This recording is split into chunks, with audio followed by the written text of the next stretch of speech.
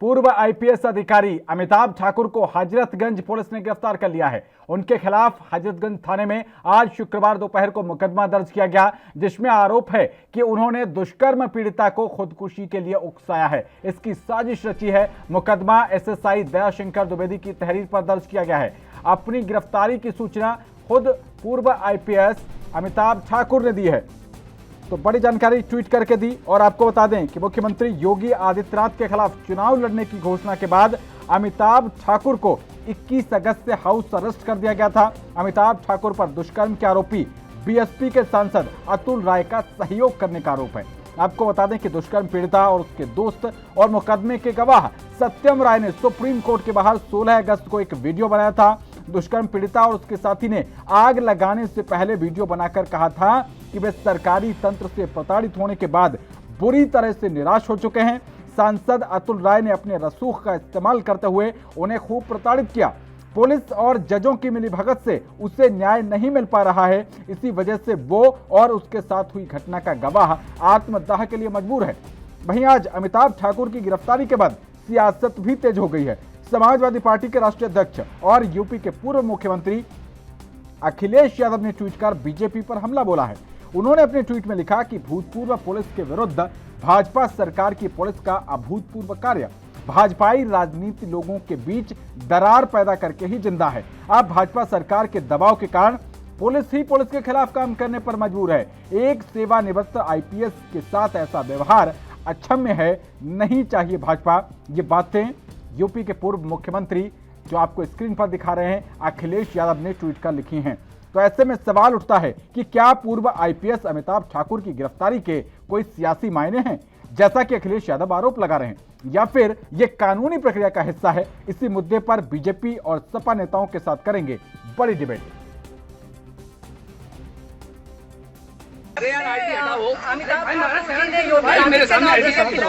लड़ने की बात कही है, उसके बाद से और गोरखपुर जाने की बात कही, उसके बाद से अनवरत हमारी प्रताड़ना शुरू हो गई। पहले जाने से रोका गया, 2-3 दिन तमाम पुलिस फोर्स हमारे घर के बाहर रख के नजरबंद रखा गया। और उसके बाद आज फिर कल गोरखपुर जाने की बात की। आज पहले हमारे घर पे सुबह फिर कई सारे पुलिस फोर्स को तैनात किया गया और दोपहर में तमाम मैं पुलिस फोर्स के साथ आए और ये कहा कि हमारे साथ चलिए। कोई कारण नहीं बताया, कारण पूछने पर स्पष्ट नहीं किया कि क्यों है, केवल इतना कहना था कि हम कह रहे हैं हमारे साथ चलिए। ये पूछने पे कि क्या आप गिरफ्तारी कर रहे हैं, तो ये कहा गया हमें पूछताछ करना है। और साथ में ये भी कि जिस तरीके से पूछताछ में ये हम लोगों ने कहा कि अगर पूछताछ करनी है आप यहाँ भी कर सकती हैं। उसके बाद उन्होंने कहा कि नहीं, आपको हमारे साथ चलना ही होगा और आप चलिए। उस जबरदस्ती घर से खींच के ले आए हैं। जब पूछने पे कोई कारण नहीं बताया, मीडिया के जरिए जो कारण पता लगा वो ये कारण पता लगा कि दिल्ली में एक युवक युवती ने सुप्रीम कोर्ट के सामने आत्मदाह किया था। उस मामले में इनको अरेस्ट किया जा रहा है, जबकि घटनास्थल दिल्ली की है। जो भी अगर कार्रवाई होती वहां पे होती, प्योर राजनीतिक कारण से परेशान करने को जबरन लाके अभी मुझे बताया गया है कि उनको अरेस्ट किया गया, लेकिन कोई सूचना नहीं दी गई है। हजरतगंज कोतवाली पर एक अभियोग पंजीकृत किया गया है जी, उसी के तहत उनको ले आया गया है। पूछताछ जारी है। उनको क्या गिरफ्तार कर लिया गया है? अभी पूछताछ जारी की है, उसके बाद के अनुसार जो भी वैधानिक कार्रवाई है वो की जाएगी। नहीं, इनको धाराओं में एफआईआर की पूछताछ के लिए लाया गया है। इनको थाने पर ले आया गया है, पूछताछ की जा रही है, जो वैधानिक कार्रवाई है की जाएगी। सर, एफआईआर किस मामले में है, किन धाराओं में? एफआईआर के बारे में कुछ बता दीजिए। एफआईआर के बारे में एफआईआर इसके पहले जैसा कि आप लोग जान रहे होंगे, मीडिया के माध्यम से आप लोगों को भी अवगत होगा, एफआईआर लिखा गया है जो एक युवती द्वारा दिल्ली में आत्मदाह किया गया, उस संबंध में एक एफआईआर हजरतगंज कोतवाली में पंजीकृत है। उसी के सिलसिले में विवेचनात्मक कार्रवाई प्रचलित। ये कहा जा रहा है कि एसआईटी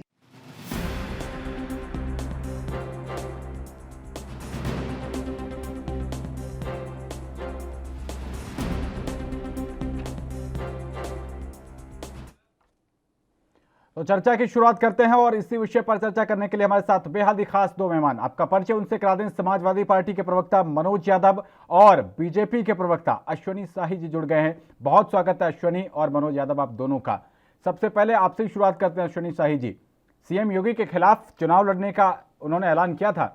पहले तो आपने उनको हाउस अरेस्ट करवाया और उससे भी बात नहीं बनी, तो अब गिरफ्तार करवा दिया। अश्वनी जी,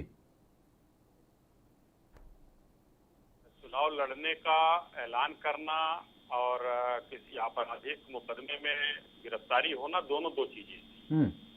चुनाव लड़ने का ऐलान कोई भी कर सकता है, लोकतांत्रिक व्यवस्था में कोई भी किसी के खिलाफ चुनाव लड़ सकता है, उसमें कोई ऐसी बात नहीं है कि कुछ आपत्तिजनक है या कुछ है। लेकिन अभी एक घटना हो गई, जिस घटना के पहले पीड़िता ने एक बयान भी जारी किया फेसबुक लाइव करके, और उसमें इनका नाम लिया। उसमें एसआईटी का गठन हुआ। एसआईटी गठन होने के बाद एसआईटी ने अपनी रिपोर्ट सौंपी है। पीड़िता ने जिसका नाम लिया है उसमें कुछ लोग जेल में हैं, ये बाहर थे, इसलिए इनको गिरफ्तार करने का काम किया गया है। इससे उस चुनाव से कोई मतलब नहीं है। ये उस चुनाव के नाम पर हो सकता है कि घर से बाहर जाने की कोशिश कर रहे हो, इसलिए इनको हाउस अरेस्ट किया गया हो। एसआईटी की रिपोर्ट नहीं आई थी, अब रिपोर्ट आ गई है, इनको गिरफ्तार किया गया है। दोनों दो चीजें हैं पवन। ठीक है मनोज जी, उनको एसआईटी की रिपोर्ट के आधार पर गिरफ्तार किया गया है। अखिलेश यादव जी जैसा ट्वीट कर रहे हैं वैसा कुछ नहीं है। जो ट्वीट किया जा रहा है वो कोई हमारा बनाया हुआ वीडियो नहीं है, वो उत्तर प्रदेश की पुलिस है, जीप है, और उसमें किस तरीके से एक पूर्व आईपीएस को किस तरह के धक्का देके जबरदस्ती उनको बिठाया जा रहा है। क्या उन आईपीएस महोदय को कानून की जानकारी नहीं है क्या? एक बात, क्या उनके साथ पूरी तरीके से जो कानूनी कार्रवाई की जा रही, क्या वो पूरी तरीके से कानूनी कार्रवाई है? दूसरी बात, मैं तो एक बात कहता हूं उनके परिप्रेक्ष्य में और बड़ी ईमानदारी से कहता हूं, जबरिया रिटायर किए गए थे, जबरिया आज गिरफ्तार किए गए हैं, और जबरिया ही उनको अपराधी बनाया जा रहा है। अगर कोई आईपीएस आवाज उठाता है सरकार के खिलाफ, आरटीआई डालता है, उनकी पत्नी नूतन ठाकुर जी डालती, तब इसमें सरकार को क्या? यही काम तो हमारी सरकार के खिलाफ करते थे। हमने उनको नहीं जबरिया रिटायर कर दिया? समाजवादी पार्टी के लोगों ने इनको जबरदस्ती रिटायरमेंट कर दिया? हमने नहीं उनको जबरदस्ती गिरफ्तार कर दिया? हमने उन पर मुकदमा नहीं लगा दिया? अरे आपकी सरकार में जितना काम किए इससे 3 गुना ज्यादा वो काम करते थे। वो तो आ जाते थे मुख्यमंत्री निवास के बाहर सड़क पे बैठ जाते थे। कौन नहीं उस बात को याद रखता है? सबको याद है। अपने ही मताहत के खिलाफ वो आवाज उठा देते थे। कौन नहीं इस बात को जानता है? लेकिन आप लोग तानाशाह हो, और तानाशाह ये सब चीजें बर्दाश्त नहीं कर सकता। लोकतांत्रिक सरकार, चुनी हुई सरकार तो बर्दाश्त कर सकती है, लेकिन अगर कोई हिटलर, कोई अपने आप को मठाधीश समझने वाला व्यक्ति अगर सत्ता में काबिज होगा तो नहीं बर्दाश्त कर सकता है कि कोई उसके खिलाफ आवाज उठाए। और लड़ाई इसी बात की है हमारी बीजेपी से। बीजेपी आजाद देश में जहां लोकतांत्रिक व्यवस्थाएं हैं उसमें राजतंत्र की स्थापना करना चाहती है, मनवाद की स्थापना करना चाहती है, और सामंतवाद की स्थापना करना चाहती है। इसी बात की हमारी इनकी लड़ाई है, और इसीलिए जनता इनको सत्ता नहीं देती है। लेकिन अगर गाए बगाए कई दशक के बाद अगर मिल भी जाती है तो ये फिर अपने उसी नेचर में आ जाते हैं जो नेचर के लिए, जो विचारधारा के लिए ये जाने जाते हैं। मैं कहता हूं आईपीएस का एक बयान आया, किसी का आपने कह दिया, अरे उस पीड़िता का बयान तो योगी आदित्यनाथ को लेके भी उन्होंने बयान दिया है, बीजेपी के तमाम नेताओं को लेके बयान दिया है। आपने क्यों उन पर गिरफ्तार नहीं कराए? क्यों उनको अब तक जेल नहीं भेजा? अरे छोड़ो, मैं दूसरे आईपीएस का नाम बताता हूं। पाटीदार आईपीएस उत्तर प्रदेश के ही तो थे। एक व्यापारी की हत्या करके अब तक फरार हैं। जबरिया तो छोड़ो, आपकी पुलिस ना नाक से सूंघ के और ना आंख से देख के अब तक उनको ना ढूंढ पाई, और ना सूंघ पाई, और ना गिरफ्तार कर पाई। क्या कर रही है पुलिस? योगी के खिलाफ पाटीदार नहीं बोलते ना, इसलिए वो पता नहीं कहां पे हैं। कहीं अंतरराष्ट्रीय वाले आईपीएस तो नहीं हो गए? मैं तो ये महसूस कर रहा हूं कि वो अंतरराष्ट्रीय आईपीएस हो गए होंगे, भाग गए होंगे देश छोड़ के, और बीजेपी अब तक ढूंढ नहीं पाई। ठीक है, जवाब लेते हैं उनसे। लेकिन मनोज यादव जी, आज आपको बड़ा अमिताभ ठाकुर पर रहम आ रहा है। 2006 में फिरोजाबाद में पोस्टिंग थी इनकी, ऑडियो भी एक वायरल हुई थी नेताजी की। वहां पर रामवीर यादव जी ने इनकी सही से, आपके शब्दों में अगर कहें तो, खातिरदारी की थी। आप तो शायद ये जो कानूनी प्रक्रिया इस पर विश्वास ही नहीं करते थे, इसलिए आपने उनकी थप्पड़ों से सेवा कर दी थी। उससे स्पष्टीकरण उनका भी आ गया। हमने कौन सा मुकदमा दायर किया? अरे आपको ये घटना छोड़ो, दूसरी मैं बताता हूँ। आदरणीय राष्ट्रपति जी मुख्यमंत्री थे सफाई में, वहीं पे ये थे और इन्होंने मुख्यमंत्री से जिस बदजबानी से बात की थी उसके बावजूद भी राष्ट्रीय अध्यक्ष जी का जो वक्त का बयान था उनके प्रति या जो उनको उत्तर था, आपकी कल्पनाओं से परे है। आपकी कल्पनाओं से परे उन्होंने आदरणीय नेताजी को अपशब्द कहे थे, लेकिन राष्ट्रीय अध्यक्ष जी ने कहा ठीक है जाइए अमिताभ जी, जैसे वो मेरे पिता है वैसे वो आपके भी पिता हैं, आप नहीं समझ पा रहे हैं। तो मनोज जी, मतलब ये आप स्वीकार करते हैं कि ये उद्दंड व्यक्ति रहे, इनका ये जो एक शुचिता और जो आधिकारिक भाषा होती है उसका पालन नहीं कर सकते, ये आप भी स्वीकार करते हैं? मैं क्यों कहूँ, वो खुद कहते हैं। तमाम सारे आप जाइए ना चैनल पे, तमाम यूट्यूब चैनल पे इंटरव्यू पे उनकी बातें पढ़ी हैं कि मैं सनकी टाइप का व्यक्ति हूँ, मेरे मन में जो धर लेता हूँ मैं तो आज वही फिर करता हूं। दुश्मन का दुश्मन दोस्त, क्योंकि आपकी राजनीतिक एक तरीके से हम प्रतिद्वंदता किसी है की दोस्ती बीजेपी की से, बात नहीं कर और रहे। आज वो बीजेपी से प्रतिद्वंदता कर रहे हैं, इसलिए आपके दोस्त हो गए। मैं आपसे एक बात इसी संदर्भ में तो ट्वीट आया ना? बिल्कुल नहीं, हम नहीं, वो ये दिखाया जा रहा है कि उत्तर प्रदेश में क्या मित्र पुलिस है, क्या उत्तर प्रदेश में एक आईपीएस, सीनियर आईपीएस के साथ जो पुलिस बदसलूकी करती, अरे हाउस अरेस्ट थे ही ना, कौन थे वो? हाउस अरेस्ट नहीं थे क्या? क्या वो मतलब अराजकता फैला रहे थे क्या? कौन सी रिपोर्ट आ गई जो आप उनको गिरफ्तार कर रहे हैं? आप किसी व्यक्ति को कितने दिन तक अंदर कैद रख देना चाहते हैं? इसका मतलब ना लोकतंत्र आप खत्म कर रहे हैं ना, उनके अपने कुछ अधिकार हैं। अच्छा, अगर वो दोषी होते तो अब तक तो कोर्ट के द्वारा उनको सजा मिल गई होती। तमाम सारे लोगों ने उनपे केस दायर किए, तमाम मुकदमे उनपे हुए, तमाम सारी चीजें उन पे रेप का मुकदमा हुआ, भ्रष्टाचार का मुकदमा हुआ, और भी तमाम सारे मुकदमे हुए, कई मुकदमों में बरी हो गए। कोर्ट ने उनको बिल्कुल जिसे कहते नहीं कि न्याय प्रक्रिया के तहत वो बिल्कुल स्पष्ट छूटे पाए गए, उनपे किसी तरीके का कोई आरोप नहीं सिद्ध हुआ। तो बीजेपी को डर किस बात का है? गोरखपुर जाने का डर है कि अगर गोरखपुर चले जाएंगे तो योगी आदित्यनाथ की पोल खोल देंगे या वहां की बातें कर देंगे, मीडिया का उनको कवरेज मिल जाएगा और योगी आदित्यनाथ डर गए कि चुनाव कहीं हमारे खिलाफ लड़ गया तो क्या होगा। अरे एक यही घटना नहीं, एक आर्मी का बेहतरीन जाबाज, वो भी जबरिया रिटायर था, तेज प्रताप यादव का नाम, आपको तेज बहादुर यादव का नाम याद होगा, उसको भी प्रधानमंत्री ने जबरिया रिटायर किया था। हाँ, याद है याद है ना? हाँ, याद है, जो दाल दिखाकर उन्होंने भारत की जो साख बढ़ाई थी पूरे संसार में, वो याद है, सभी को याद है कि एक फौजी जो दाल के ऊपर रो रहा था, वो याद है। इतनी बात तो थी कि दाल में पानी ज्यादा है, इतना एक देश के जाबाज सैनिक ने कह दिया, मोदी जी ने उसको जबरिया रिटायर कर दिया। ठीक है, आते हैं अश्विनी जी। चुनाव तक नहीं लड़ने दिया, ठीक है, चुनाव तक अपने खिलाफ नहीं लड़ने दिया। ज्यादा से ज्यादा क्या होता, आप हार जाते, ज्यादा से ज्यादा वो जीत जाता, या आप जीत जाते वो हार जाता, इससे ज्यादा तो कुछ नहीं होने वाला था। लेकिन ये सरकार तानाशाही सरकार है। लेकिन याद रखिएगा, समय बदलते देर नहीं लगता है, अमावस की रात भी आती है और फिर पूर्णिमा भी आती है। ठीक है अश्विनी साहिब जी, साफ तौर पर आरोप यही है उनका भी कि योगी जी के खिलाफ चुनाव लड़ रहे थे, इसी वजह से ये किया गया। साथी का भाषण बहुत सुना मैंने और बहुत कुछ इन्होंने वो किया। तानाशाह सरकार है, मैं कहता हूँ है। अगर अपराधी को गिरफ्तार करके उसको सजा दिलाना तानाशाही है तो हाँ हम हैं।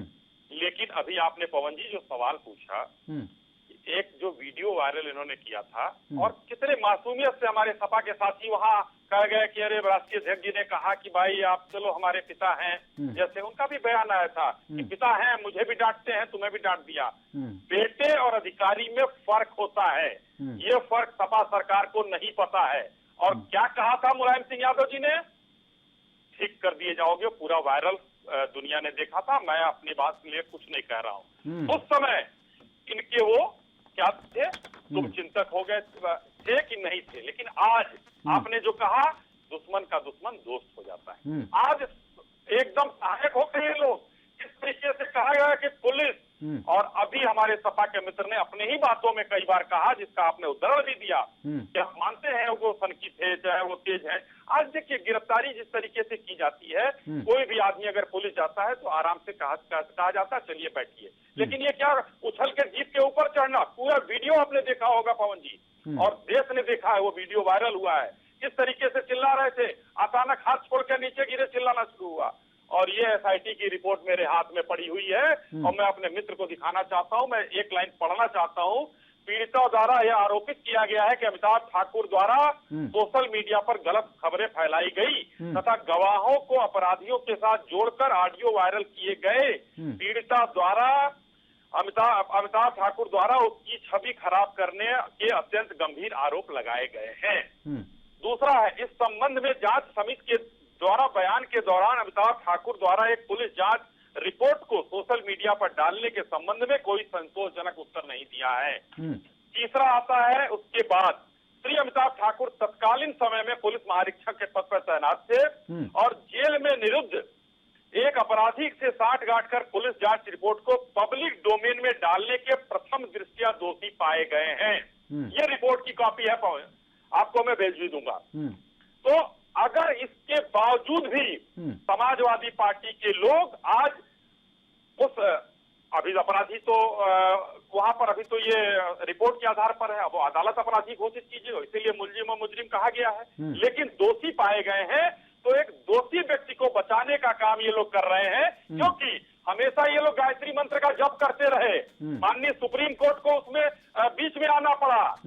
उसमें एक नोएडा में यादव सिंह भी थे, उनका भी इन लोगों ने जप किया। तो ये लोग भ्रष्टाचार के और अपराध के पोषक रहे हैं। ये इतिहास बताता है कि किस तरीके से अपराध और भ्रष्टाचार का पोषण किया इन लोगों ने।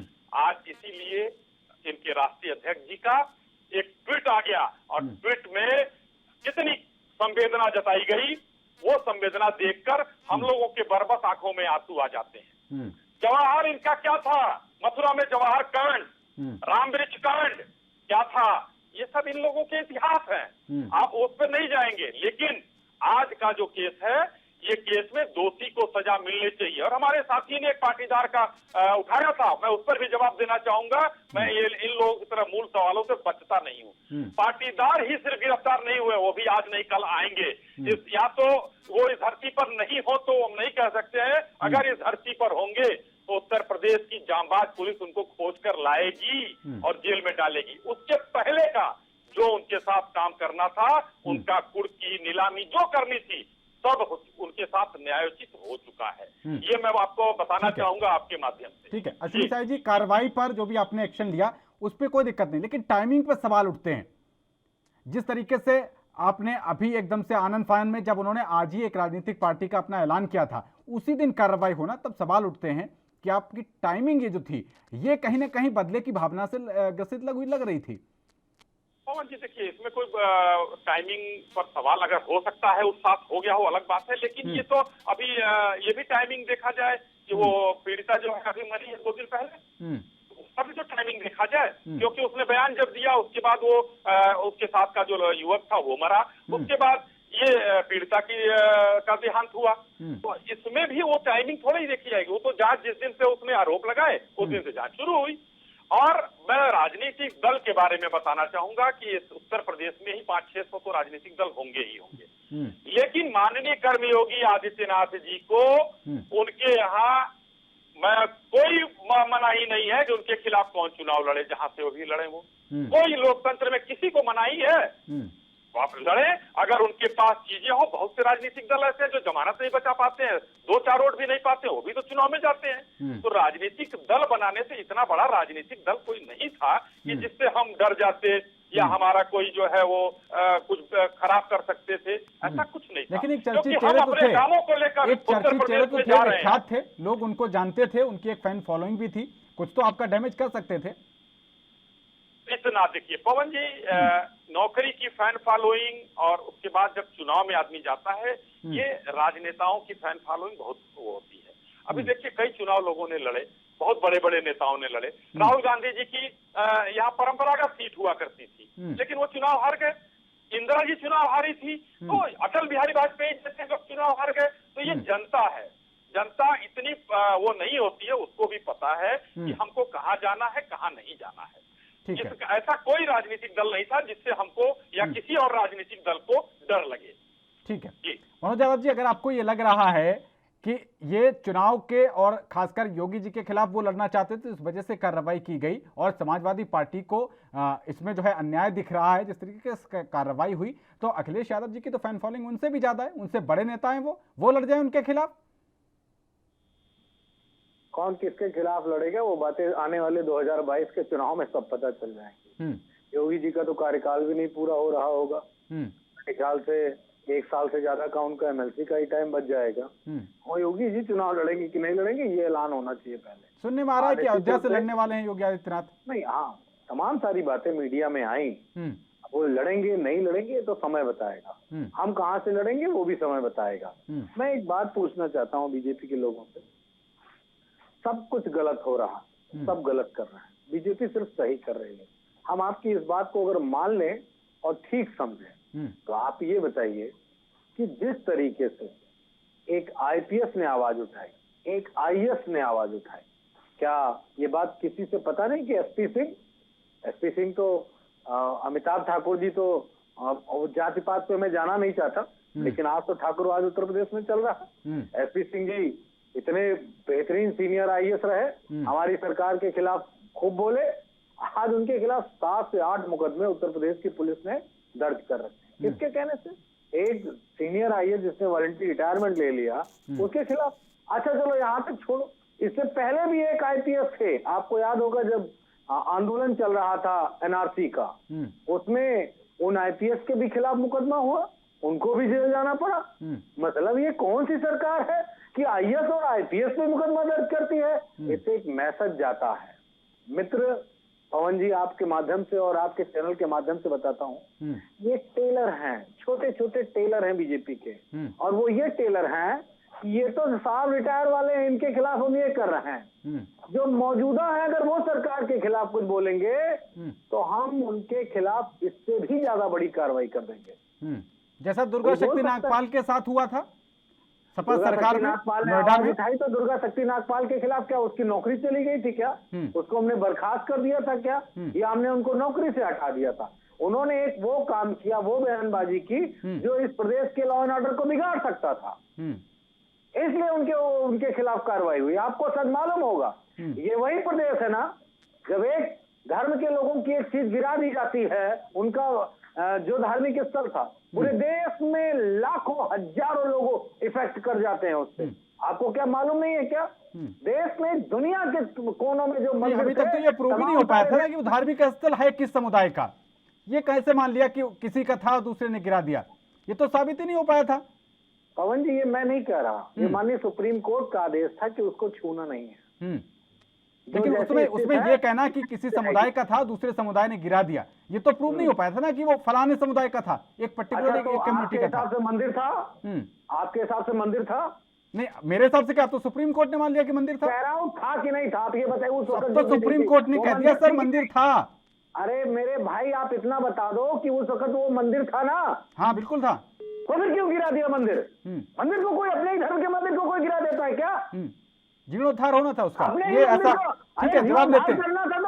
ठीक है, जवाब लेते हैं। अश्विनी साई जी छोड़िए। ठीक है, अश्विनी जी से अभी तकनीकी खामी के चलते संपर्क कट गया है, उनसे दोबारा जुड़ने का प्रयास किया जा रहा है। लेकिन बताते हैं कि अगर आप इस पर आएंगे, सनातनी मूल्यों पर आएंगे, तो जीर्णोद्धार होते रहे हैं, पुरानी बिल्डिंग को गिराकर नई बिल्डिंग बनाई जाती रही है। बताऊं, सुनिए, जानकारी के लिए बता दूं कि मंदिर बनने के लिए उसकी भी एक धार्मिक व्यवस्था है, मंदिर गिराने और जीर्णोद्धार करने के लिए भी एक धार्मिक व्यवस्था है। पूजा पाठ हवन यज्ञ होता है, ईश्वर से क्षमा प्रार्थना की जाती है कि हम इसको डिस्ट्रॉय कर रहे हैं। कहाँ हैं आप? क्या किया गया बताइए ना।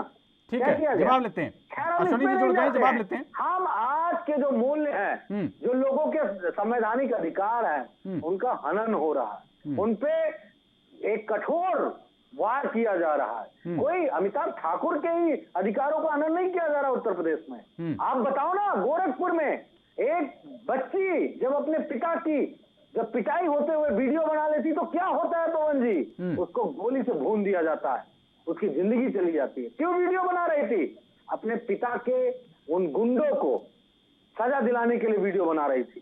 लेकिन क्या हुआ? उसको गोली मार दी गई। क्या उस आदमी का इनकाउंटर हुआ? योगी सरकार तो इनकाउंटर स्पेशलिस्ट है, कर पाई इनकाउंटर? नहीं कर पाई ना। ठीक है, जवाब लेते हैं। ये पूरी तरीके से एक, जिसे कहते नहीं है, सोची समझी और अपने लोगों को बचाते हुए दूसरे को बुरा बनाते हुए कार्रवाइयां की जा रही हैं, और जो फेक है, झूठी है।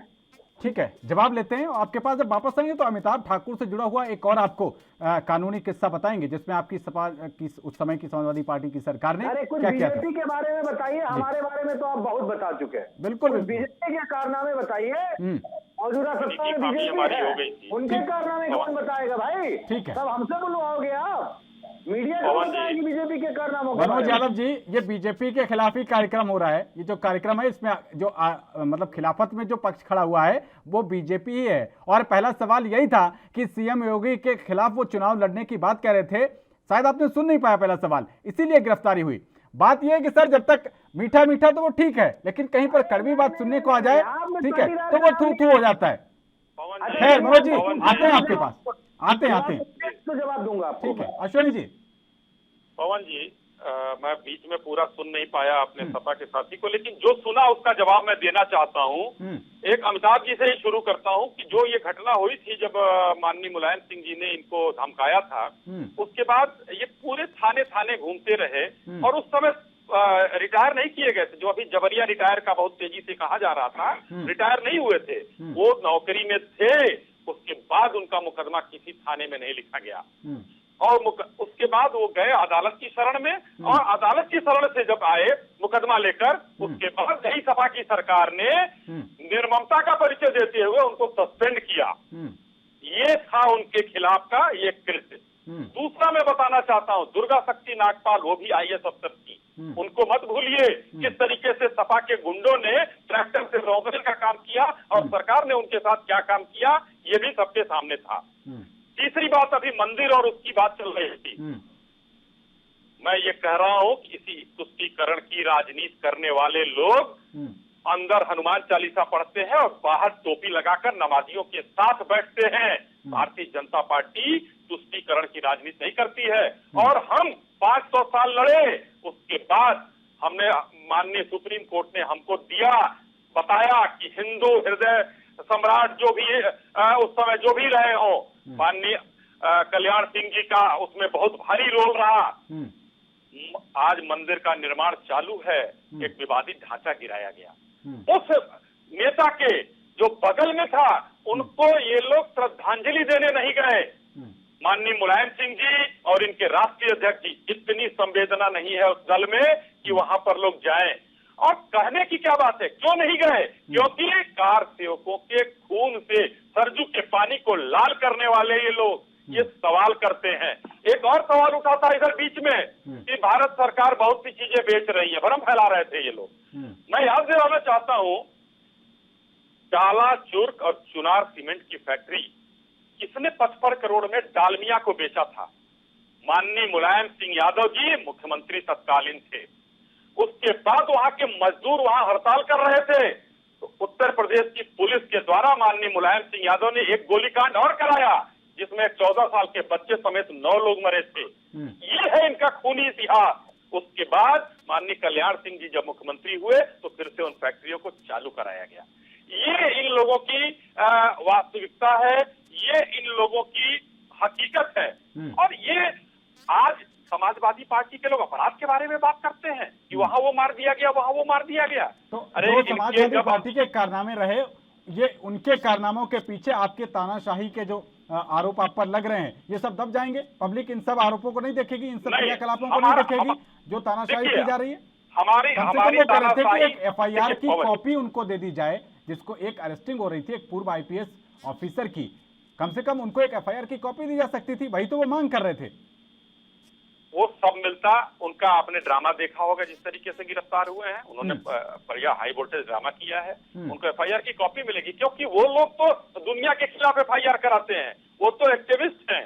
उनका ऐसा थोड़ा ही है कि उनको कॉपी नहीं मिलेगी, वो उनको बताना था कि कैसे क्या हो रहा है। अरे आराम से अगर गाड़ी में उनको पुलिस पहुंची थी, पुलिस में बड़े पद पर थे, उनको वहां पुलिस के साथ उनको सहयोग करना चाहिए। पुलिस के दरोगा को थप्पड़ मार रहे हैं, यही है वो, ये उनका वो है कि उनको कॉपी नहीं दी गई तो थप्पड़ मारेंगे। ये उचित नहीं होता है। अगर कोई भी आदमी, मैं भी अगर गिरफ्तार करके यहाँ पुलिस आती है मेरे घर पे और गिरफ्तार करके ले आती है तो मुझे जाना चाहिए, सपोर्ट करना चाहिए। एक अपराध की धारा और बढ़ेगी कि उन्होंने सरकारी काम में बाधा पहुंचाया है। तो ब्रेक के बाद आपका स्वागत है राजधर्म में। आज हम चर्चा कर रहे हैं पूर्व IPS अमिताभ ठाकुर को योगी पुलिस ने गिरफ्तार कर लिया है और आरोप ये लगाए जा रहे हैं विपक्ष की तरफ से कि उन्होंने योगी आदित्यनाथ के खिलाफ चुनाव लड़ने का ऐलान कर दिया था। इसी के मद्देनजर उन पर कार्रवाई हुई और इसी पर डिबेट करने के लिए हमारे साथ समाजवादी पार्टी से मनोज यादव और बीजेपी से अश्विनी शाही जी जुड़े हुए हैं। ब्रेक के बाद मनोज यादव जी, मैं आपके पास आता हूं। मैंने कहा था कि यही अमिताभ ठाकुर जी एक सिलसिले में पहुंचे थे शाहजहांपुर, मेरे गृह जनपद। वहां पर नेशनली ही नहीं इंटरनेशनली फेमस एक कांड हुआ था, जगेंद्र सिंह हत्याकांड पत्रकार का, जिसमें आपकी ही पार्टी के एक मंत्री पर आरोप लगे थे कि उन्होंने उन पर पुलिस की मदद से उनको जिंदा जलवा दिया था।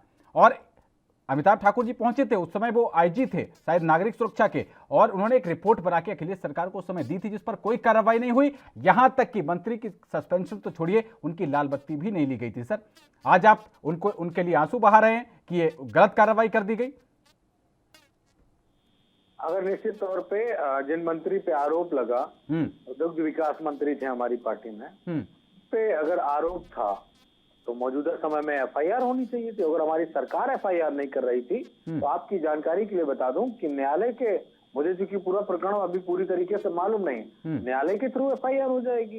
इसमें किसी तरीके का कोई रोल सरकार का नहीं होता है। अगर एफआईआर हो गई थी उनके खिलाफ तो उनको जेल की सलाखों के पीछे होना चाहिए था। वो केस क्या सर, उसमें एफआईआर ही तो नहीं हो पाई, यही तो था। आज जो अखिलेश जी बार बार कहते हैं कि मुझे उत्तर प्रदेश की पुलिस पर भरोसा नहीं है, यही पुलिस तब भी थी, उसमें एफआईआर ही नहीं हो पाई थी। और उसके बाद जब उनका देहांत हो गया जगेंद्र सिंह जी का, अमेरिका तक की वहां पर मीडिया आई थी कवर करने के लिए। उसके बाद उनके परिवार को लखनऊ, आपकी तस्वीरें हैं अखिलेश यादव जी के साथ उनके परिवार की, क्या सेटिंग हुई होगी वो आप लोग जाने। आपका उत्साह देखकर मुझे बड़ी खुशी हो रही है। कम से कम आप अपनी पत्रकारिता की लाश तो बचा पा रहे हैं हमसे सवाल पूछ। जी, धन्यवाद देता हूँ आपको। शुक्रिया। आपसे सवाल पूछता हूँ, जब लव कुमार आईपीएस थे और उनके घर में बीजेपी के गुंडे घुस के तोड़फोड़ कर रहे थे और उनको कैसे डराया गया, कैसे धमकाया गया, कैसे पीटा गया लव कुमार को, ये बात किसी से छुपी तो है नहीं। फिर उन लव कुमार को क्या सरकार ने दिया? पिटने के बदले में क्या दिया? अच्छी पोस्टिंग दे दी। ठीक है, वो इनसे पूछेंगे, हम वो उनसे पूछेंगे, लेकिन ये इस सवाल का जवाब देंगे आप? अभी आप रुके रहिए, मैं और भी अभी आपसे सवाल पूछता हूँ। सर, सवाल का जवाब सवाल नहीं होता ना मनोज जी, ये तो आप भी जानते होंगे। जवाब ही मैं दूंगा। मैंने तो जवाब दे दिया ना कि न्यायालय के थ्रू जाना चाहिए था पीड़ित लोगों को और उनको जाके वहाँ एफआईआर करानी चाहिए उनके। ये सवाल का जवाब नहीं है। ये पीड़ितों की गलती क्या कर रही थी? अपने आप को दूध का धुला हुआ समझ रही है तो क्या कर रही थी? ये पीड़ितों की गलती थी। ठीक है, नहीं, बीजेपी के लोगों को जाना चाहिए था ना। बीजेपी चली जाती या अमिताभ ठाकुर जी चले जाते, वो तो अपने केसों न्यायालय से गिरफ्तार तमाम मुकदमे करा देते हैं। तो सबके पास सब व्यवस्था थी। ऐसे आपकी जानकारी के लिए बता दूं, तो फोर्ज था, वो आत्महत्या का केस था, सुसाइड था। वो पुलिस प्रशासन को डराने के लिए उन्होंने स्वयं तेल डाला था। खैर, सरकार ने उनके परिवार की मदद की थी, ये भी बात जान लीजिए। लेकिन मैं उस पर इसलिए बार बार नहीं जाना चाहता, जो बीत गई वो बात गई। लेकिन मौजूदा परिस्थितियां आई है उत्तर प्रदेश की सरकार की। चलो मैं मान लेता हूँ एक शब्द में, सारी गलतियां हमारी सरकार की थी। हम तो सत्ता से बाहर हो गए, सारी गलतियां हमारी थी। जितने आरोप जो लगा रहा सब हमारी गलतियां थी। हम सत्ता के बाहर हो गए। हम 250, 300, 236 सीटों के बाद हटके हम 47 पे आ गए। हमें तो जनता ने हमारे जो भी अच्छे बुरे काम थे उसकी सजा दे दी। आप बताओ, आप तो हमसे ज्यादा बेहतर सरकार हो। आप तमाम मान्यताओं की सरकार हो, आप राष्ट्र धर्म की सरकार हो, सांस्कृतिक राष्ट्रवाद की सरकार हो, हिंदुओं की सरकार हो। क्या वो जो बालिका जिसके फादर की हत्या हुई, जिसकी उसको गोली मार के उसकी हत्या कर दी गई, क्या वो हिंदू लड़की नहीं थी? क्या वो शाही साहब की जाति से नहीं आती है क्या? मैं तो पूछता हूँ। बिना जाति के तो मनोज जी आपकी शायद कोई भी स्पीच पूरी नहीं होती है। अश्विनी शाही जी बताइए, जवाब दीजिए। कौन जी, अब जाति से ही शुरू करता हूँ मैं। की बात करती है। नहीं, हम हिंदू की बात करते थे, हैं और रहेंगे। कोई पूछेगा नहीं पूछेगा। लेकिन जो जिस दल का गठन, जिस दल की का उद्गम, ठीक है, आते हैं मनोज जी, आते हैं आपके पास, आते हैं मनोज जी। हम ही से पूछा गया है मनोज जी, थोड़ा सुन लीजिए। जिस दल का उद्भव ही जाति पर हुआ है, वो जाति का ठप्पा दूसरे पर जरूर लगाएगी। लेकिन मैं सपा जवाब देना को चाहूंगा। पवन जी आपके हिसाब से आता बताना चाहूंगा पूरा समय मिलेगा। कि जो भारतीय जनता पार्टी का नारा है सबका साथ सबका विकास सबका विश्वास, हम उसी पर कायम हैं, थे और रहेंगे, क्योंकि उसी नारे पर हमको 2017, 2014 और 2019 में जनता का आशीर्वाद मिला था।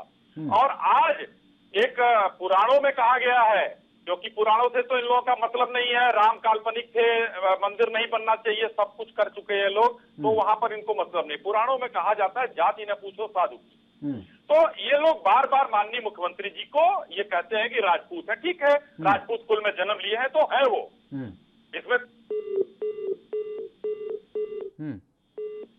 अश्विनी जी शायद आपकी आवाज में कुछ तकनीकी खामी आ गई है, आपकी आवाज मेरे पास तक नहीं आ रही है, तो हम पीसीआर टीम से कहेंगे कि दोबारा आवाज कनेक्ट की जाए। तो पूर्व आईपीएस अमिताभ ठाकुर को गिरफ्तार कर लिया गया है और इसके पीछे बताया ये जा रहा है कि जो घोसी से बसपा के सांसद हैं अतुल राय, उनकी मदद करने की बात इसमें कही गई है। तो रेप पीड़ित ने वीडियो वायरल कर इस बात के आरोप लगाए थे कि बसपा सांसद अतुल राय का सहयोग किया था अमिताभ ठाकुर ने, और उसके बाद उसने सुप्रीम कोर्ट के सामने खुद को आग लगा ली थी। आग लगाने के बाद 25 अगस्त को उसकी मौत हो गई, उसके साथ साथ उसके दोस्त जो कि उस मामले में गवाह था उसकी भी मौत हो गई थी। इसके बाद एसआईटी टीम जो है वो लगातार इस पे तफ्तीश कर रही थी और तफ्तीश में निकलकर ये सामने में आया, ऐसा उत्तर प्रदेश सरकार की तरफ से सामने आया है कि उसमें अमिताभ ठाकुर की एक भूमिका थी और वो घोसी से जो बसपा सांसद थे अतुल राय, उनको उस मामले में मदद पहुंचा रहे थे। इसी मामले में ये गिरफ्तारी की गई है, लेकिन अमिताभ ठाकुर की तरफ से साफ तौर पर कहा जा रहा है कि उनके साथ संवैधानिक मूल्यों का पालन नहीं किया गया, उनको एफआईआर की कोई कॉपी नहीं दी गई और बार बार और उनका परिवार ये मांग कर रहे थे कि कम से कम उन्हें उनका गुनाह बताया जाए। लेकिन समाजवादी पार्टी लगातार आरोप लगा रही है। उनके राष्ट्रीय अध्यक्ष और यूपी के पूर्व मुख्यमंत्री अखिलेश यादव की तरफ से ट्वीट कर यह बताया गया है कि ये कार्रवाई जो है वो बदले की भावना से की गई है। तो चर्चा को आगे बढ़ाते हैं। अमिताभ ठाकुर की गिरफ्तारी को लेकर हम चर्चा कर रहे हैं और समाजवादी और बीजेपी प्रवक्ता हमारे साथ लगातार जुड़े हुए हैं। रोशनी साई जी, आवाज आ रही है आपको? भारतीय जनता पार्टी सबका साथ सबका विकास के नारे पर कायम है और जातिवाद की बात मैं कहता हूं कि सपा और बसपा को तो खासकर नहीं करना चाहिए, क्योंकि उस समय जब उत्तर प्रदेश में जितने थाने थे सब पर किसकी पोस्टिंग थी, कौन अधिकारी थे, ये सबने देखा है। ये कहने वाली बात नहीं, हम उस पर नहीं जाते हैं क्योंकि हम जातिवाद की बात नहीं कर रहे हैं। हम सबका साथ सबका विकास लेकर सबका आशीर्वाद लेने निकले हैं। आप जाति की बात नहीं करते हैं, बिल्कुल ठीक है, लेकिन आपकी पार्टी पर जब ब्राह्मण विरोध के आरोप लगते हैं तो आपके कैबिनेट में एकदम से ब्राह्मणों की भरमार होनी शुरू हो जाती है। अभी जो एमएलसी के चुनाव आने वाले हैं, बताया जा रहा है कि उसमें भी ब्राह्मण नेताओं की भरमार होनी शुरू होने वाली है। तो देखिए पवन जी, मैंने तो सीधा कहा सबका साथ सबका विकास और सबका प्रयास का एक नारा और जुड़ गया उसमें।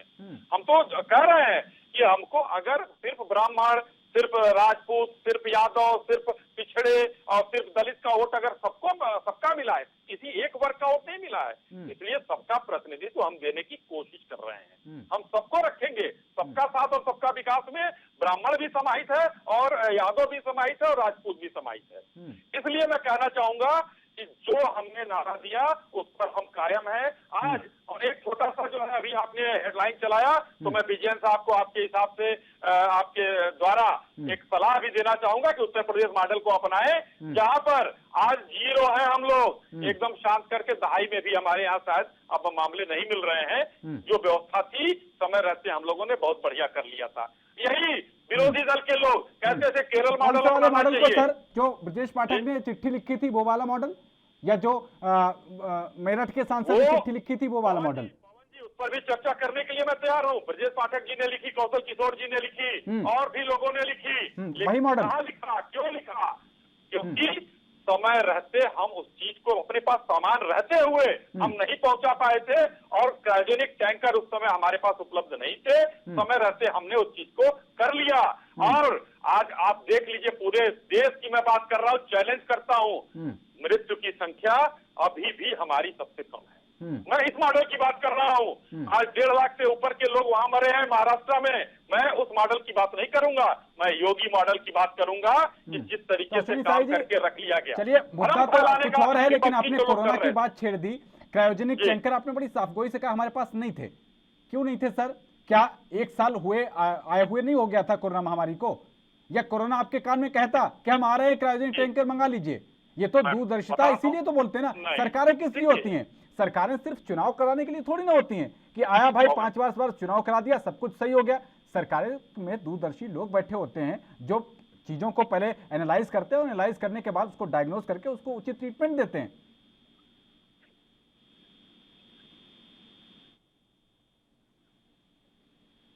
अश्विनी जी, आपकी आवाज में कुछ फिर से दिक्कत हो गई है, आपकी आवाज दुरुस्त कराते हैं फिर आपके पास आते हैं। मनोज यादव जी, जो बात ये उठा रहे हैं बार बार कि आपकी जो राजनीति रहती है वो जाति से जुड़ी हुई रहती है, क्या इनके आरोपों का क्या जवाब देंगे? कर लेता हूं बीजेपी की बात को और बड़ी ईमानदारी से एक्सेप्ट कर रहा हूं कि समाजवादी पार्टी का उद्भव जाति के आधार पे हुआ, जो इनके आरोप है। हम मानते नहीं हैं लेकिन इनके आरोपों को एक्सेप्ट कर लेते हैं। अच्छा, आप मुझे ईमानदारी से बताइएगा, टीवी चैनल पे आपको लाखों लोग सुन रहे होंगे, करोड़ों लोग, जाति बड़ी होती है कि धर्म बड़ा होता है? आप बताइए पवन जी, जब आप पूछेंगे सर तो मेरे लिए तो बस मानवता ही सब कुछ है, जाति और धर्म, जाति धर्म से कोई मतलब नहीं है मेरा। आप पढ़े लिखे व्यक्ति हैं, जाति बड़ी होती है कि धर्म बड़ा होता है? इन दोनों में अगर कंपैरिजन करेंगे तो कौन बड़ा नजर आए? ठीक है, तो चर्चा में वापस लौटते हैं। बात कर रहे हैं हम पूर्व आईपीएस अमिताभ ठाकुर की गिरफ्तारी को लेकर। हमारे साथ मनोज यादव समाजवादी पार्टी से और बीजेपी से अश्विनी शाही जुड़े हुए हैं। मनोज जी, अपना जवाब पूरा करिए। सिर्फ एक ही, चूंकि मैं और किसी से जवाब चाहता नहीं जी, मेरा ये आपसे पर्सनल सवाल है जी, क्योंकि मैं हो सकता अनभिज्ञ हूँ या मेरा ज्ञान सीमित हो, आप पत्रकार हैं, आपका ज्ञान असीमित होगा। धर्म और जाति में क्या बड़ा है? जाति बड़ी कि धर्म बड़ा है? अगर आप जवाब देते हैं तो मैं वो बात को आगे कहूँ, अगर जवाब आप नहीं देते हैं नहीं, मैं जवाब देता हूँ। मेरे लिए धर्म जाति दोनों ही कुछ नहीं है, मैं सिर्फ मानवता मानता हूँ। अगर मानव सामने है, मानवता का व्यवहार कर रहा है तो वो ठीक है, और अगर वो मानव नहीं है तो फिर उसके बाद वो चाहे जाति कोई भी हो, जाति में रावण जैसे लोग भी रहे, जाति मेरी जाति, अगर अगर क्योंकि मेरा उपनाम लगा हुआ है, सरनेम लगा हुआ है पांडे, जो कि ब्राह्मण जाति को प्रदर्शित करता है, तो उसमें बिकरू जैसे जो है वो रावण, विकास दुबे, वो भी रहे। पांडे जी मैं उस पर नहीं जाना चाह रहा हूँ, मैं उस बात को, मैं भी मानवतावादी, मैं जिस जाति में पैदा हो गया, अब मैं तो खुद स्वयं से तो पैदा नहीं हुआ, ईश्वर ने मुझे पैदा किया उस जाति में, मैं तो अपनी जाति और ये बंधन को मैं फिर आपसे माफी चाहूंगा, एक ब्रेक के लिए मुझे मजबूरन रुकना पड़ रहा है। बने रहिए एनबी न्यूज के साथ।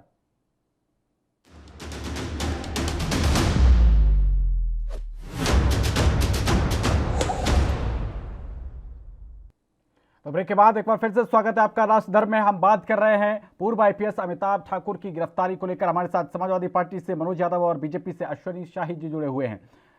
मनोज यादव जी, ये जाति और धर्म इस सबको छोड़कर थोड़ा आगे बढ़ते हैं, क्योंकि जाति और धर्म ये तो राजनीतिक पार्टियों के लिए सब कुछ ठीक रहता है। आप अश्विनी शाही जी की बात करें, इनकी पार्टी, आपकी पार्टी में जब तक बुक्कल नवाब नरेश अग्रवाल रहे वो खराब रहे, लेकिन इनकी पार्टी में पहुंच गए तो वो अच्छे हो गए। ऐसे ही आपके लिए, आप लोग भी आरएसएस को जब पानी पी पी कर कोसते हैं, लेकिन जब वो आपकी पार्टी में पहुंच जाते हैं वही आरएसएस के लोग, तो आप उनको जिलाध्यक्ष जैसा पद भी देते हैं, विधानसभा का टिकट भी देते हैं, उसको सबको छोड़ते हैं। आज बात इस पर करते हैं कि अखिलेश यादव जी का, जो राष्ट्रीय अध्यक्ष है आपकी पार्टी के, पूर्व मुख्यमंत्री रहे हैं, उनका प्रेम उमड़ रहा है इन पर कार्रवाई को लेकर। जब आपके शासन में ये थे तो ये भी तो वो आपने तस्वीरें देखी होंगी, लैपटॉप लेके सड़क पे बैठे हुए थे, दफ्तर चक्कर काट रहे थे, तो क्या बदला? नहीं तो क्या जिस दिन वो लैपटॉप लेके सड़क पे बैठे थे तो क्या हमने उनको जबरिया इसी तरह गाड़ी में ठूस के कर दिया था क्या? आपको तो पता होना चाहिए, समाजवादी पार्टी के खिलाफ जो आईएएस आईपीएस बातें करते थे, हम उनको सुरक्षा कर देते थे, राष्ट्रीय अध्यक्ष जी उनके लिए स्पेशल सुरक्षा रखते थे। क्यों? कि अगर आज सरकार के खिलाफ बोल रहा है, कल उस पर अगर कोई बात हो गई तो जिम्मेदारी सरकार की हो जाएगी, आरोप सरकार पे लग जाएंगे कि सरकार ने उनके साथ ऐसा करवा दिया। फिर टाइमिंग वाली बात आ गई। ठीक है, 10 जुलाई 2015 को मुलायम सिंह जी के, आपके नेताजी के खिलाफ जब उन्होंने वीडियो वायरल किया, उसके बाद गाजियाबाद की एक महिला ने रेप लगा दिया उनके ऊपर। वही टाइमिंग वाली जो मैं इनसे पूछ रहा था कि अब जैसे ही उन्होंने योगी आदित्यनाथ के खिलाफ चुनाव लड़ने की बात कही तो इन्होंने, इनकी कार्रवाई सामने आ गई, ऐसे ही आपकी तरफ भी हुआ था। बातें तो वही हैं। जो आरोप लगे हैं उनपे, वो आरोप खारिज हुए, ऐसा उन्होंने बयान दिया है मीडिया में कि हमने कोर्ट से उन सारे आरोपों को धता बता के किनारे किया और हमारे ऊपर कोई मुकदमा नहीं, किसने मुकदमा कराया? समाजवादी पार्टी ने मुकदमा नहीं कराया। समाजवादी की सरकार ने मुकदमा उन पे नहीं कराया। हम वो पार्टी नहीं है जो सुप्रीम कोर्ट के जज जो अगर सेंट्रल गवर्नमेंट की न सुने तो उनपे उन्हीं के तमाम सारे एम्प्लॉइज के द्वारा उन पे रेप का आरोप लगवा दिया जाए।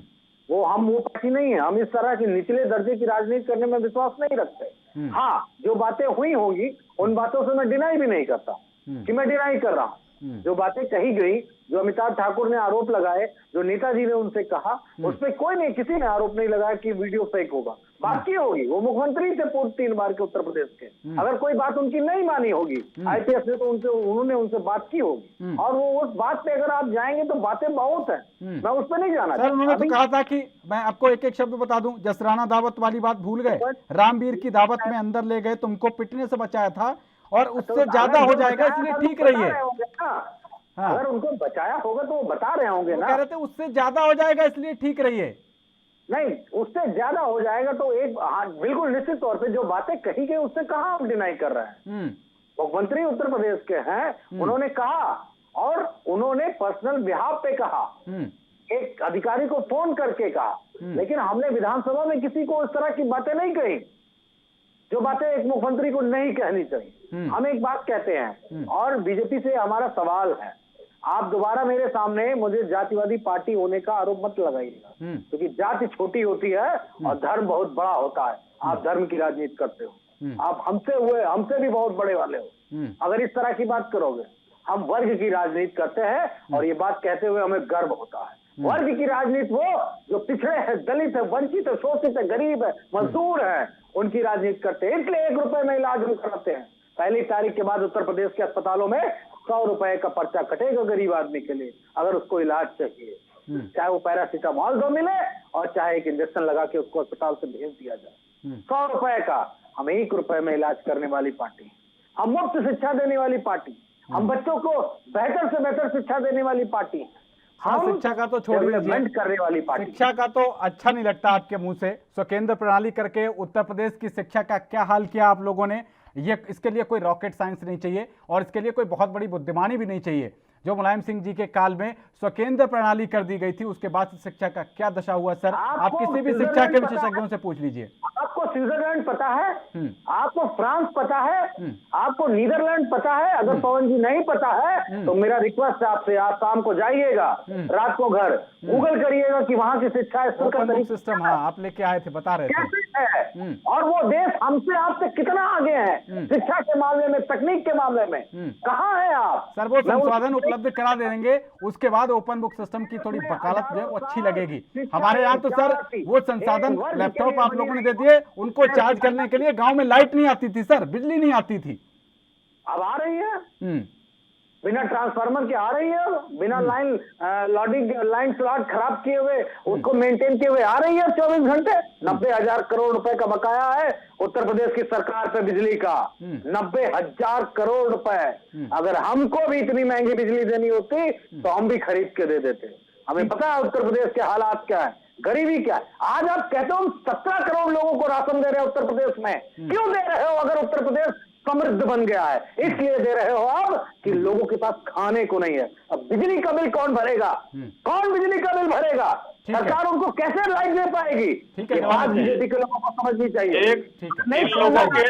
1 लाख करोड़ गन्ना का जो ये भुगतान छोड़ कर गए थे वो हम लोगों ने भरा है, हम लोगों ने भरा है, गन्ने का भुगतान हम लोगों ने किया है।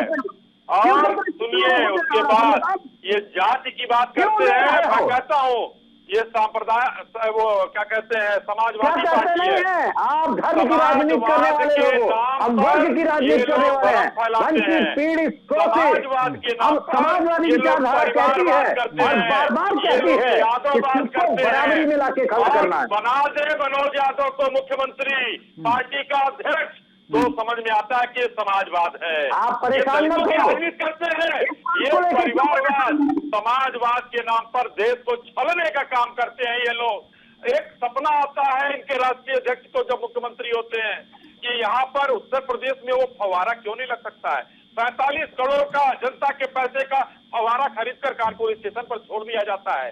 जनता के लिए था, लैपटॉप में जनता के लिए था पवन जी, लैपटॉप में जो घोटाला हुआ है उसकी अब जांच होगी, सब परतें खुलेंगी। कब वो करेंगे लैपटॉप जांच? बटे कितने, कब करेंगे जांच? बटे कब कितने? करेंगे जांच?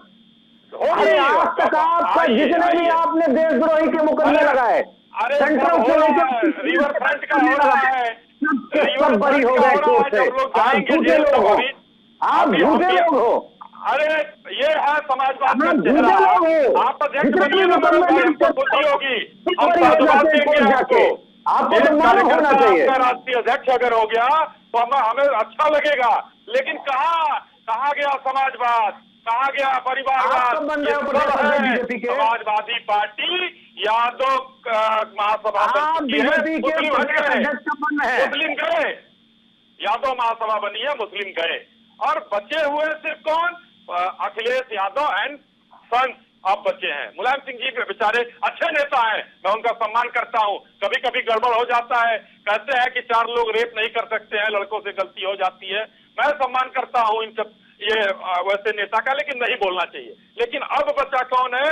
जो नई पीढ़ी बची है, उसमें समाजवाद नहीं बचा है, उसमें परिवारवाद बचा है सिर्फ, और कुछ नहीं बचा है। और इन लोगों को उसके बाद भी चाहिए कि नहीं ये बिजली नहीं आ रही, बिजली जाकर गांव में पूछिए, मैं भी गांव में रहता हूं, आज कितने घंटे बिजली आ रही है, हम लोग दे रहे हैं उस बिजली को। ये अनर्गल ब्लॉक जनता को भ्रम में रखना। आज कर्मयोगी के नेतृत्व में हम लोग इतना बढ़िया सरकार चला रहे हैं, प्रदेश चला रहे हैं, और आने वाले साल में फिर हम 22 में अगली सरकार, हमारी रिकॉर्ड तोड़ सरकार फिर से बनने जा रही है। आप लोग सत्ता का सपना भूल जाइए। ठीक है मनोज जी। स्वप्न देखने में किसी को बिल्कुल गुरेज नहीं करना चाहिए। हर व्यक्ति का स्वप्न देखने का अधिकार है, और आप देखें भी।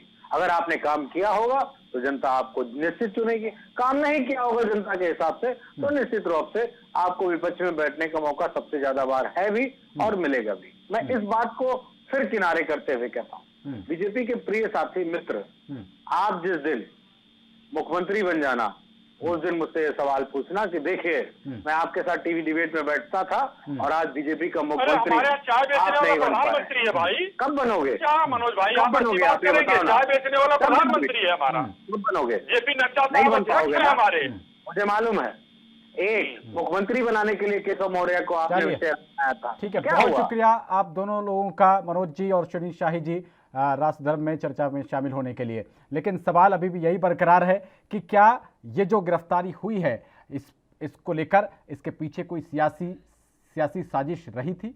ये आने वाले वक्त में पता चलेगा जब ये केस कोर्ट में पहुंचेगा, वहां ट्रायल होगा। लेकिन तब तक शायद ये चुनावी माहौल जो चल रहा है ये बीत जाएगा। जिसको फायदा मिलना है, जिसका नुकसान होना है वो हो चुका होगा।